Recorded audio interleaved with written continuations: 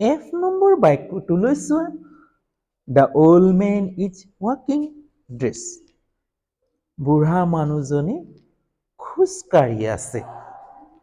বাক্যটো present continuous টেন্সত আছে আৰু খালী ঠাইত আমি এটা এডভাৰ্ব বহুৱাব লাগে। আমি কোনো এটা বাক্যত এডভাৰ্ব বহাওঁতে আমি ভাৰ্বক লক্ষ্য কৰিব লাগিব। ভাৰ্বটো কি দিয়া আছে? ইয়াত ভাৰ্ব হৈছে ৱাকিং, অৰ্থাৎ ৱাকিং। ৱাকিং ভাৰ্বটোৰ গুণ প্ৰকাশ কৰিবলৈ আমি এটা এডভাৰ্ব বহুৱাম।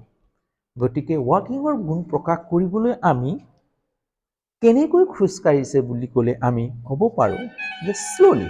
বুঢ়া মানুহ এটাই সদায় লাহে লাহেহে খোজকাঢ়ে।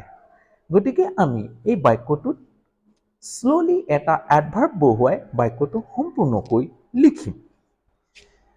The old man is walking slowly. বুঢ়া মানুহজনে লাহে লাহে খোজকাঢ়ি আছে।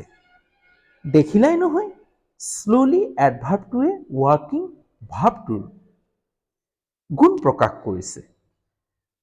এডভাৰ্বে সদায় সাধাৰণতে ভাৰ্বৰ গুণ বা বিশেষত্ব প্ৰকাশ কৰে। এতিয়া ইয়াত শ্ল'লি এটা এডভাৰ্ব। বাক্যটো এনেকৈ লিখিম, The old man is walking slowly.